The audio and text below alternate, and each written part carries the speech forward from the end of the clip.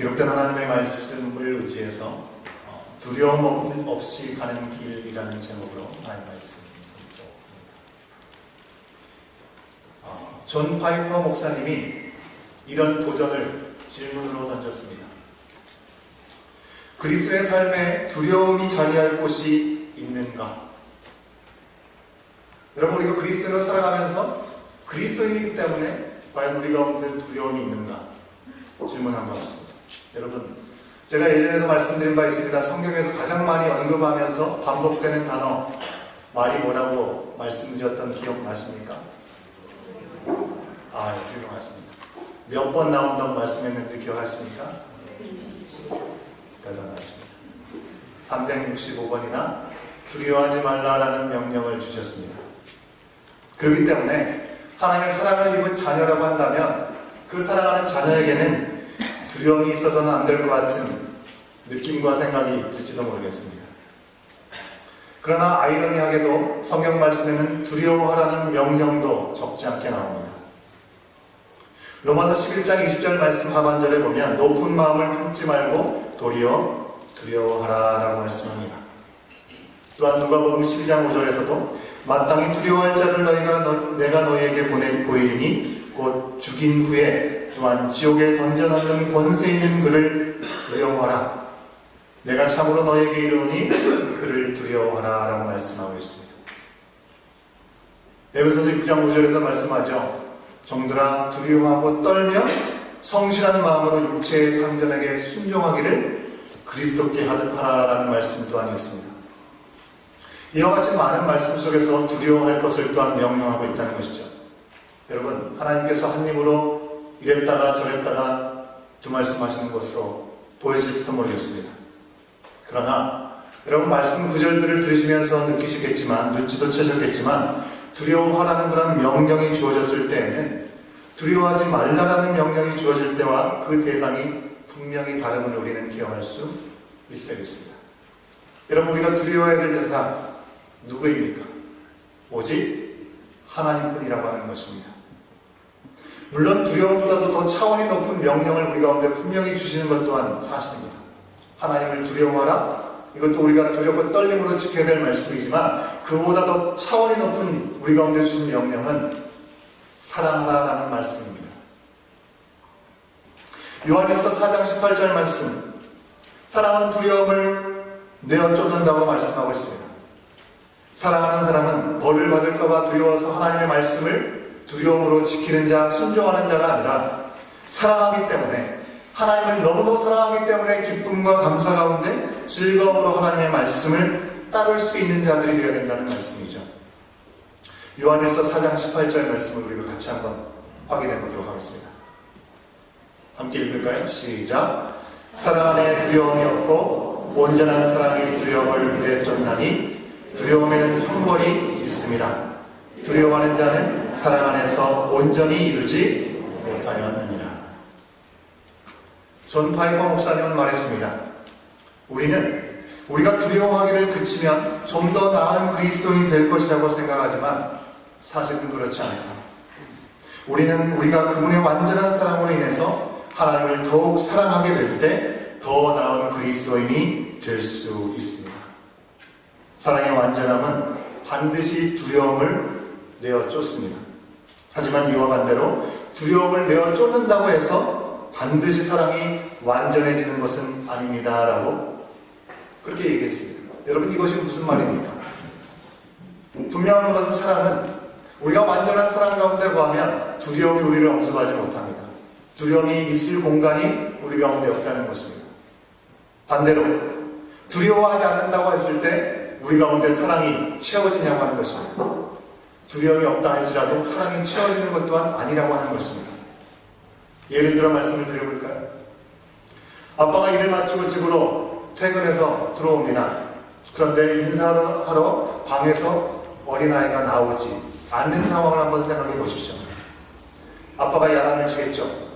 아빠가 하루 종일 일을 하고 집에 돌아왔는데 어째서 나와서 아빠 다녀오셨어요? 라고 이야기하지 않느냐고, 인사하지 않느냐라고 나무라면서 야단을 치는 상황이 생겼습니다. 그 다음날부터 아빠가 집에 돌아오면 이 어린아이는 아빠가 혼낼까봐, 야단칠까봐 두려워서 오시자마자 나와서 다녀오셨어요 라고 인사를 합니다. 자발적으로 기쁨으로 인사하기보다는 두려운 마음이 있어서 인사를 하는 경우죠. 그런데 옆집의 풍경은 좀 다릅니다. 아빠가 집에 도착해서 집 옆에 차를 대고 이 리모컨으로 차에 문을 잠그느라고 삑삑 소리를 냈습니다. 그 소리가 집안가들 들려서 기다리고 있던 아이가 급히 나와서 아빠 오셨어요 하고 기쁨으로 아빠를 맞이하는 것이죠. 앞서 말씀드린 그 아이와 이 아이는 전혀 다른 이유로 이 아빠에게 인사를 하게 되는 것입니다. 분명히 후자의 경우는 아빠가 두려워서 아빠가 뭐라고 할까봐 나와서 인사를 하는 것이 아니라 아빠를 너무나 사랑하기 때문에 반가우기 때문에 진심으로 행동하는 행동과 인사가 될 수 있다고 하는 것이죠. 그에게는 두려움이란 없습니다. 한없이 친근하고 사랑스러운 아빠만이 기억되어 있는 것이죠. 다시 원래 첫 번째 집으로 돌아가 보겠습니다. 아이가 좀 시간이 지나서 성장했습니다. 그렇게 무섭다고 하는 중2가 되었습니다. 여러분, 중2 정도 되면 아이들을 건들지도 못한다고 하지 않습니까?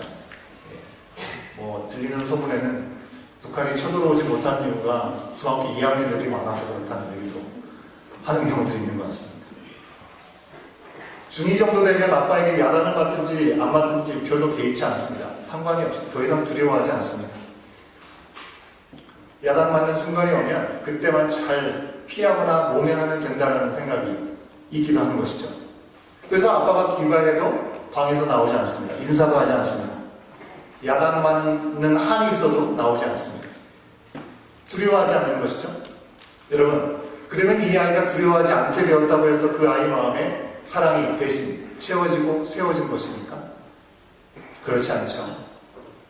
분명한 것은 사랑은 두려움을 내어줬지만 두려움이 없다고 해서 사랑으로 채워지지는 않는다는 것입니다. 그러기에 하나님께서는 우리에게 하나님을 두려워하라라는 그런 말씀보다는 하나님을 사랑하라라는 말씀으로 우리 가운데 더 많은 명령을 주고 계시다고 하는 것입니다. 우리는 시시때때로 우리 가운데 찾아오는 두려움을 어떻게든지 없애보려고 모면하려고 안간힘과 몸부림을 칠 때가 너무나 많이 있습니다. 그런 생각들, 두려움에 대한 생각들을 잊어보려고 하는 일들이 무엇입니까? 하나님을 알지 못하는 사람일수록 술에게 의지하고 때로는 초주함을 없애기 위해서 담배를 피우든지, 특별히 캐나다에서는 마약까지 허용되어 있지 않습니까? 아무것도 생각나지 않을 정도로 심하게 놀거나 또 운동에 몰입하거나 또 한없이 먹는 것, TV나 영화를 보는 것, 많은 사람들을 만나서 어울리는 것, 음악을 듣는 것 등으로 그때그때 어려움, 두려움, 괴로움을 모면하려고 시도를 합니다. 그러나 그것은 그저 일시적인 도피일 뿐이고 망각일 뿐인 것이죠. 두려움은 이내 곧 다시 찾아오는 것입니다. 여러분, 우리의 두려움을 몰아낼 수 있는 것은 오직 사랑뿐입니다. 오늘 말씀에서 예수님께서 그런 모습을 우리 가운데 직접 보여주고 계심을 우리는 확인할 수 있습니다. 오늘 교회 절기에 따라 오늘은 종려주일입니다. 종려주일이라 예수님께서 십자가에 달려시기 위해서 예루살렘으로 공식적으로 입성하신 나를 기념하면서 지키는 절기인 것이죠. 조금 전에 우리가 함께 읽었던 것처럼 바로 그날은 수많은 무리들이 예루살렘 성에 운집에 있었습니다. 어찌 그랬습니까? 유월절이 가까웠기 때문에 그렇습니다. 우리처럼 해외에 사는 동포라 할지라도 하나님께 드려야 되는 유월절이 되면 하나같이 그 시간에 이 예루살렘 성으로 모여들게 된 것이죠. 수많은 사람들이 모여있는 그 자리에서 여기저기서 들려오는 소문이 있습니다. 예수님이 행하신 일에 대한 소문이 직접 본 사람을 통해서 전해 들리는 소문으로 그들 모두에게 들려진 것입니다. 그 소문이 무엇이었습니까? 아니, 예수라는 사람이 있는데 그분이 5,000명이라는 사람을 먹이고도 12광주를 남게 하신 기적을 베푸셨다. 각종 병자들과 귀신 들린 자들까지도 다 치유하시는 손길을 직접 나는 눈으로 보았다. 약한 자들의 편에서 늘 도우시는 분이시고 어떤 논쟁에서도 지지 않는, 감정이 동하지 않고 잔잔히 말씀하시지만 그들을 한마디로 제압하시는 권세 있는 교훈을 주시는 분이다라는 이야기들이 찾아오는 많은 사람들의 귀에 들리게 된 것입니다. 그리고 혹은 직접 본 사람들이 그 자리에 있었던 것이죠. 무엇보다도 이 예루살렘에 들어가시기 전 얼마 전에 무려 죽은 지 나흘이나 된 시체 썩은 내가 나는 그곳에서 죽은 자를 살리는 나사로가 다시금 부활하는 놀라운 역사를 많은 사람들이 목도하게 된 것이죠. 그것을 본 사람들은 기대가 최고조에 이르게 된 것입니다. 이제 그냥 앉아서 그 소문만 들을 것이 아니라 직접 그 예수님을 눈으로 봐야겠다. 사람들은 작정을 하는 것입니다. 구약 성경의 선지자를 통해서 그들을 구원할 메시아가 임하게 될 것이라는 그 증거가 바로 눈앞에 왔다라고 그들은 확신했기 때문에 몰려드는 것이죠. 이런 상황 속에서 예수님은 어떻게 하셨습니까? 28절 말씀해 보니까 예수님은 굉장히 당당하게 행하고 계심을 볼 수가 있습니다. 예수님과 함께 있었던 제자들도 지금까지 3년 동안 함께 동행하면서 모든 일을 직접 옆에서 다 봤습니다. 유대 종교자들의 반대에 부딪히는 일들을 봤고 죽은 나사로가 살아나는 일들을 옆에서 봤습니다. 그래서 제자들이 보기에도 뭐든지 해도 다 될 것만 같은 예수님께서 앞으로 나가시기만 하면 모든 것이 다 가능할 것 같은 그런 상황이라고 하는 상황인 것이죠. 그런데 그때 예수님께서 어떻게 행하셨냐고 하는 것입니다. 28절 말씀을 우리가 같이 한번 확인해 보도록 하겠습니다. 28절 말씀 함께 읽습니다. 시작. 예수께서 이 말씀을 하시고 예루살렘을 향하여 앞서서 가시더라. 앞서서 가시더라라는 표현. 예수님께서 예루살렘 성으로 들어가시는 데는 조금의 거침이 없이 먼저 나아가셨다라고 말씀하고 있습니다.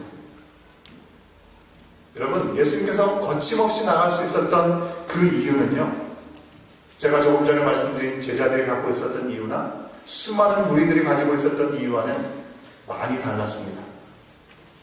무리들이나 제자들은 어떤 이유였습니까? 예수님께서 행하신 놀라운 기적들을 직접 보기도 하고 들었습니다. 심지어 죽은 사람이 살아나는 기적을 보면서 어떤 일도 불가능함이 없으신 그 예수님께서 등장만 하시게 되면 이 로마 제국으로부터 억압받고 있는 우리들이 자유함을 누릴 수 있는 놀라운 해가 주어질 것이다. 이제 이 예수님께서 왕이 되시면 우리는 해방을 맞이하게 될 것이라는 생각, 그것에 대한 기대였다고 한다면 예수님은 이제 아버지의 뜻대로 미루고만 싶고 가고 싶지 않은 그 길이지만 아버지 뜻대로 고난을 받고 십자가에 달려 죽으시기 위해서 그 길을 갖고 계신 것입니다. 예루살렘 성에 입성하기 전에 이미 예수님은 3번이나 고난에 대해서 순환에 대해서 제자들에게 친히 예고해 주셨습니다. 예수님은 결코 아주 후끈하게 달아오는 주변의 환경과 분위기 때문에 그래 앞서 가자 하시는 것이 아니라는 것입니다. 분명히 당신이 가시는 길이 무엇인지 너무나 잘 알고 계셨습니다. 고난의 길이고 두렵고 외롭고 괴로운 십자가의 길이었습니다. 여러분, 우리가 찬양 가사를 통해서 고백하죠. 주님 가신 길, 십자가의 길, 외롭고도 무거웠던 길, 그 길이었습니다. 그러나 예수님은 이 모든 것을 아시고도 앞서서 가셨다고 말씀하고 있습니다. 조금 더 물러서지 않고 주저함도 없으셨습니다. 어떻게 이럴 수 있는 것입니까? 도대체 이유가 무엇이냐고 하는 것입니다. 오늘 그리스도임에도 불구하고 여전히 두려움에 사로잡혀 사는 연약한 우리들이 예수님께서 보이신 그 본을 우리는 분명히 기억할 수 있어야겠습니다. 예수님께서 그렇게 가실 수 있었던 첫 번째 이유는 고난을 두려워하지 않았기 때문에 그렇습니다. 여러분, 고난을 두려워하지 않았다는 것은 고통을 즐긴다는 의미가 아닙니다. 예수님은 고통을 즐기는 유별나신 분이 아니라고 하는 것입니다. 분명히 겟세마네 동산에 올리셔서 기도하실 때 솔직한 우리와 똑같은 성정을 가지고 계신 예수님의 심정이 그대로 하나님 앞에 고백되지 않았습니까? 뭐라고요? 만약 할만하시면 이 잔을 내게서 옮겨달라는 그의 간절한 기도가 있었습니다. 결코 고난을 즐기는 분이 아니라는 사실을 우리 가운데 알려주는 대목이죠. 다만 예수님은 고난을 두려워하지 않으셨습니다. 어떻게?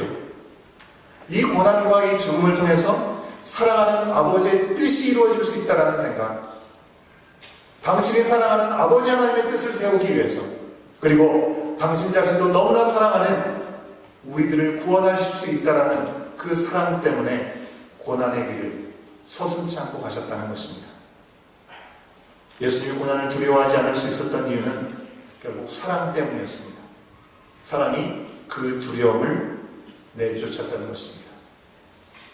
그런데 그토록 예수님께서 사랑하시는 제자들은 이미 말씀해 주신 예수님의 순환과 죽음에 대해서 1도 관심이 없었습니다. 그저 들뜬 마음에 취해서 예루살렘 입성을 그들은 준비하고 있었죠. 분위기가 나쁘지 않았습니다. 사람들이 바로 예수님께만 모두 초점을 맞추고 있고, 예수님 옆에 있던 그들은 뭔가 하나를 해도 할 수 있을 것 같은 기대와 소망에 부풀어 올랐었던 것이죠. 지금 예수님께 당한 그 상황의 심각성은 조금도 알지 못했습니다. 그래서 그들이 어떻게 행동합니까? 예수님께서 말씀하시죠. 아직 한 번도 타보지 않은 어린 나귀 데려오라는 말씀과 함께 그 말씀에 순종하여서 담대하게 나귀를 데려왔습니다. 여러분, 상식적으로 생각해 보십시오. 거기에 나귀가 있을지도 모르고요, 그 주인이 누구일지도 모릅니다. 다짜고짜 우리 주께서 쓰실 테니까 나귀를 달라고 하면 그냥 순수하게 주는 것을 상식적으로 생각할 수 있습니까? 오히려 예수님께 따질지도 모르겠습니다. 아이, 무슨 말씀이시냐고, 그런 일이 있을 수 없다고 가지 않으려고 하는 순간들도 생각해 볼 수 있다고 하는 것이죠. 그런데 이 제자들은 순종합니다. 담대하게 말씀을 전하고 기쁨으로 이 나귀 새끼를 데리고 오는 것이죠.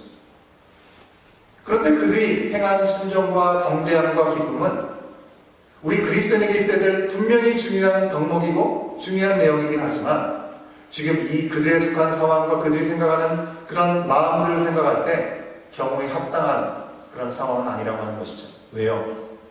너무나 몰려도 너무 모르고 그저 자신들의 기대에만 들떠서 부풀러 오는 기대감으로 그곳을 향해서 나가서 순종했고 예배했고 데려왔기 때문에 그렇습니다. 기쁨으로 순종한 것 같지만 그들은 하나님이 하신 일에 조금도 알지 못했습니다. 그러나 예수님은 그들의 중심은 다 알고 계셨죠. 그럼에도 그들을 꾸짖지 않으셨습니다. 그들을 아셨고 그래도 그들을 사랑해 주셨습니다. 여러분, 우리들도 이럴 때가 참 많지 않습니까? 우리가 하나님의 뜻을 알지 못한 채 그저 우리의 열정과 우리의 감정과 우리의 기대에 들떠 있을 때가 우리들도 많지 않냐고 하는 것입니다. 올해도 교회에서 해외로 단기 선교가 진행됩니다. 제가 10여 년 동안에 이 여러 차례 단기 선교팀을 인솔한 경험들이 있는데요. 현지에서 있을 어떤 영적 전쟁을 전혀 알지도 못한 채 그저 마음이 들떠서 가게 되는 경우들이 적지 않았습니다. 한 번은 단기 선교를 통해서 처음 해외 나가는 지체들이 있었는데 그들이 너무나 들떠 있는 이유가 복음을 알지 못하는 미전도 종족에게 복음을 전했을 때 하나님께서 어떻게 역사하실까, 그런 기대와 그런 열심보다는 그저 처음으로 살던 곳에서 비행기를 타고 여러 곳을 가서 미지의 땅으로 간다라는 그런 기대 때문에 들떠 있었던 것 같습니다. 공항 면세점에서 몇 번이나 일행을 벗어나서 한눈을 파는 것 때문에 목적지에 도착하기도 전에 야단을 맞아야 되는 경우들도 있었습니다. 여러분, 꼭 선교를 가지 않더라도 우리가 지금 이 시대를, 이 시간을 살아가면서도 마찬가지의 모습을 우리가 돌아볼 수 있는 것이죠. 여러분, 사실 우리가 이 땅에서 하루하루 살아가는 것, 오늘도 이 시간을 허락받은 것, 그것은 영원한 하나님 나라에 들어가기 전에 한 영혼이라도 하나님의 품으로 인도하게 하시고자 우리를 지금도 사용하시려고 하나님 우리 가운데 기회의 시간을 주시는 것입니다. 그런데 우리는 그 시간들 앞에 다른 것들에 들떠서 살 때가 많지 않습니까? 우리에게 주어진 시간이 얼마나 소중하고 심각한 것인지 우리는 그저 미처 알지 못하고 우리의 들뜬 감정에 따라 기뻐하기도 하고 담대해지기도 하고 때로는 순종하기도 하는 모습을 보이기도 합니다. 그러나 그런 마음을 가지고 나아가게 될 때 그 마음은 오래가지 못합니다. 예루살렘에 입성하신 후에 얼마 지나지 않아서 열렬히 환영했던 그 수많은 무리들은 어떻게 반응합니까? 성난 폭도들처럼 예수님을 십자가에 못 박으라 라고 얘기합니다. 그들이 생각했던 기대와 전혀 다른 행보를 예수님께서 보이셨기 때문에 그렇죠. 제자들은 또 어떻습니까? 예수님 곁에 한 명도 남아있지 않았습니다. 모두 하나같이 주랭랑을 쳐서 예수님을 떠나갔습니다. 그들 또한 그들의 거는 기대가 예수님의 길과 달랐기 때문에 그렇죠. 그러나 일단 종려주일로 기억되는 그날만큼은 제자들은 기쁜 마음으로 힘을 다해서 예수님과 함께 예루살렘 성에 들어갔습니다. 자기들의 겉옷을 깔고 종려나무 가지를 깔면서 왕으로 입성하신 그분을 축하하고 열렬히 환영했습니다.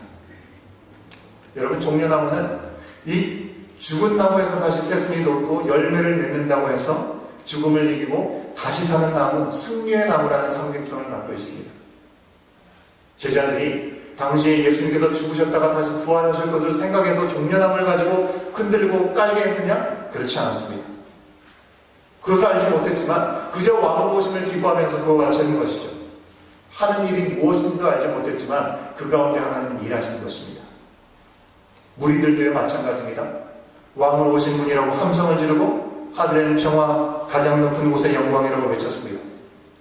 우리가 오늘 누가복음의 말씀을 읽었지만 마태복음과 마가복음의 말씀에 보면 호산나 지금 우리를 구원하소서라고 그들은 아주 강하게 외쳤습니다. 성안이 들썩들썩했습니다. 심리가 불편했던 유대 지도자들은 가만히 있을 수 없었던 것이죠.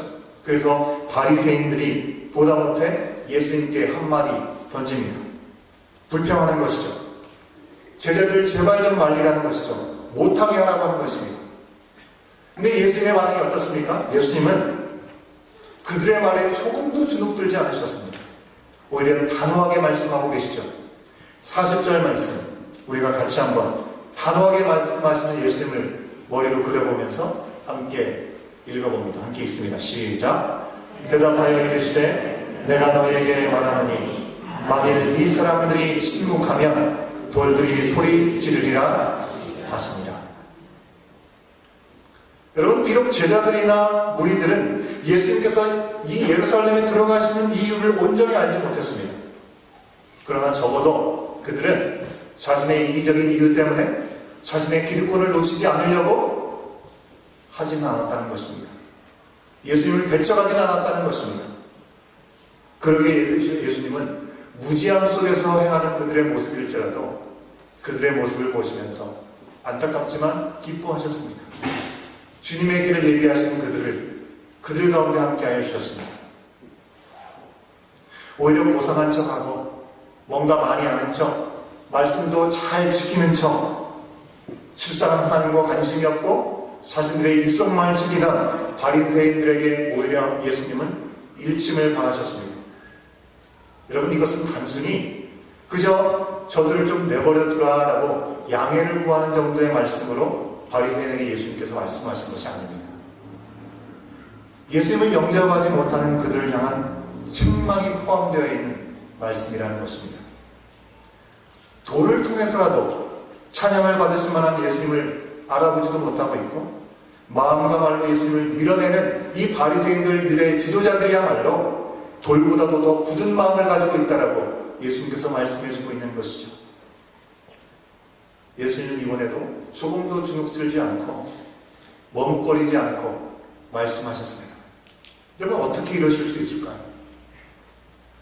이러실 수 있는 두 번째 이유는요, 예수님은 사람을 두려워하지 않으셨기 때문에 그렇습니다. 사람을 결단도 두려워하지 않았습니다. 우리 예수님은 고난을 두려워하지 않으셨고 뿐만 아니라 사람을 두려워하지 않으셨습니다.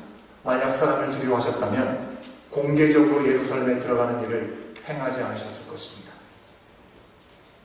고상한 척, 뭔가 아는 척하는 이 바리새인들 앞에서 저들이 침묵하면 돌들이 노래를 부를 것이다 라고까지 말씀하시지 않으셨을 것입니다. 저희가 읽지는 않았지만 41절 이후에 보면 예수님께서 예루살렘 성을 보시면서 우시는 장면이 나타납니다. 그래서 눈물을 주르르 남이 알지도 못하는 사이에 눈물이 주르르 흘리는 모습을 상상하시는 분들도 있을 텐데요. 원어에 보면 예수님께서 우신다고 하는 그 말씀은 통곡했다라는 그런 의미를 갖고 있습니다. 누구든지 보면서 예수님이 왜 저러시나 라고 생각할 만큼 크게 우셨다는 말씀인 것이죠. 왜 우셨습니까? 번듯하게 든든히 서 있는 것처럼 보이고 사람들이 의지하는 것처럼 보이지만 결국 저 성이 머지않아서 돌 하나 위에 돌 하나도 남지 않고 멸망당할 것을 예수님께서는 아셨기 때문에 통곡하시면서 우신 것이죠. 만약 예수님께서 사람을 두려워하셨다면 결국 그런 행동을 하시지 않으셨을 것입니다. 또 이어나가는 말씀에서 어떤 얘기가 있습니까? 성전에 들어가서 상을 펴놓고 재물을 매매하는 사람들 앞에 그 상을 엎어버리면서 하나님 앞에 옳지 않음을 책망하신 그 일들이 나타납니다. 여러분, 이 일은요 감히 누구도 할 수 있는 일이 아니죠. 신성을 못 오겠다 또는 성전을 못 오겠다 이야기를 하면 큰 위기에 빠질 수밖에 없는 상황이라고 하는 것입니다. 그렇기 때문에 예수님께서 만약 사람을 넣으시겠다면 그것 또한 할 수 없는 일이라고 하는 것이죠. 그러나 예수님은 일시적인 내가 가는 길이 뭔지도 알지 못하고 금세 마음을 바꿔버리는 그들에 대한 안타까운 마음 때문에 분노가 치밀어서 분노로 실수로 그렇게 말씀하시는 것이 아닙니다. 하나님의 뜻을 전혀 알지 못하는 그들에게 하나님의 분노, 하나님의 깊은 슬픔을 직접 보여주시기 위해서 그런 행동을 서슴지 않고 예수님께서 행하신 것입니다. 사람을 두려워하지 않고 하나님을 사랑하고 하나님의 공의를 사랑하기 때문에 그런 행동들이 가능했습니다. 하나님을 미워하는 사람들, 그 사람들을 사랑하시기 때문에 바른 길로 인도하시기 위해서 그 사람 때문에 그와 같이 행하셨다고 하는 것입니다. 결국 예수님이 사람을 두려워하지 않고 행동하신 일이나 하신 말씀들은 결국 하나님을 사랑하고 우리를 사랑하시기 때문에 행하신 결과라고 하는 것입니다. 그 사랑이 너무 커서 지금 당장 예수님을 위협하는 두려움을 내어쫓은 것입니다. 이처럼 예수님은 우리를 사랑하셔서 대신 형벌을 받고 죽었다가 살아나시고 예루살렘에 들어가시는 바로 그때 두려움이 없는 모습으로 우리 가운데 보여주고 계십니다. 어쩌면 가장 두려움에 사로잡히는 순간이 바로 이때가 아닌가 생각이 듭니다. 이미 알고 있는 고난의 길이고 죽음의 길인데 한 발짝 내딛는 것이 얼마나 두렵고 떨릴 수밖에 없는 시간이었겠습니까? 그런데 우리에게 보여주신 예수님의 모습은 두려움에 사로잡힐 수밖에 없는 그 순간 가운데 담대함을 보여주셨습니다. 그 담대함은 사랑 때문에 나갈 수 있는 담대함이었음을 우리 가운데 지금 보여주고 계시다고 하는 것입니다. 앞서 말씀드린 어린아이가 아빠가 집으로 돌아와도 인사하지 않으실 때 야단을 맞고 두려움에 나오는 그런 모습이 아니고요. 아버지 하나님을 억지로 말씀에 순종해야 하기 때문에 그 길을 향해 나가시는 것이 아니라 너무나 아버지 하나님을 사랑하시기 때문에 또 아버지의 뜻을 온전히 행해야 하기 때문에 그 사랑에 겨워서 그 길을 향해 나가시는 것이고 더불어서 우리를 너무나 사랑하시기 때문에 자발적으로 인간이 되신 것이죠. 그 사랑으로 예수님은 두려움 없이 십자가의 길을 가시는 것입니다. 사랑하는 여러분, 우리가 이 세상을 살아가면서 어떤 일에 기꺼이 앞장서면서 우리는 나아가고 있습니다. 그렇게 기꺼이 앞장서는 그 일의 이유는 과연 무엇입니까? 우리가 힘쓰고 앞장서고 애쓰는 그 일들이 내 자신을 위한 일입니까? 하나님의 영광과 하나님의 기쁘심을 나타내는 일입니까? 만약에 우리가 우리 자신이 아니라 하나님의 기쁘심과 하나님의 영광을 나타내기 위해서 사모하면서 그렇게 살고 있다고 한다면 우리의 삶에 어떤 다른 두려움, 그 모든 두려움은 사라질 것입니다. 어떤 고난이나 어떤 사람의 반대도 우리를 막지 못할 것입니다. 세상에서 하나님의 말씀대로 살아가는 것 결코 쉽지 않죠. 때로 너무나 어리석게 보이기도 하고요. 심적으로 경제적으로 손해봐야 되는 순간들이 찾아올 수도 있습니다. 멸시당하고 괜히 억울함을 당하는 순간들이 찾아오고 우리에게 가야 되는 인내의 시간들이 필요할 수도 있습니다. 하지만 그 과정에서조차 경험하는 그 모든 두려움을 우리가 분명히 이길 수 있는 것은 아버지 하나님을 사랑하는 그 사랑뿐이라고 하는 것입니다. 그리고 아버지를 향한 그 사랑은 오직 예수님께서 우리에게 두려움 없는 사랑으로 모든 것을 내어주셨기 때문에 우리도 가능하다라고 우리를 향해서 말씀해주고 있는 것이죠. 사랑하는 여러분, 세상의 그 어떤 것보다 두려워할 분을 두려워하고 살아야 되지 않겠습니까? 그리고 거기에 머물러 있지 않고 더 나아가서 두려움을 넘어서는 사랑, 그 사랑 안에서 기쁨과 기대로 우리 주님과 함께 동행하고 주님께서 기뻐하신 일에 주저함 없이 앞장서서 나아가기를 우리 그리스도 안에서 그러한 삶을 살 수 있는 우리들의 모습이 될 수 있기를 주의 이름으로 간절히 축원합니다. 함께 기도하시겠는데요. 여러분, 우리 자신에게 한번 질문을 던졌으면 좋겠습니다. 이 시간 하나님께서 우리 가운데 주신 말씀, 나를 위해서 십자가의 길 가신 예수님께서 예루살렘에 입성하실 때 조금의 주저함도 없이 기꺼이 앞장서서 가시니라 말씀하신 그 말씀처럼 당신이 가시는 길이 어떤 길인지 분명히 아시면서도 불구하고 또 열렬한 사람들의 환영과 관심 속에서도 그들이 생각하는 것이 무엇인지 이미 다 알고 있으면서도 앞장서 가셨던 그 주님을 기억하면서 내가 기꺼이 앞장선 일은 과연 무엇인가?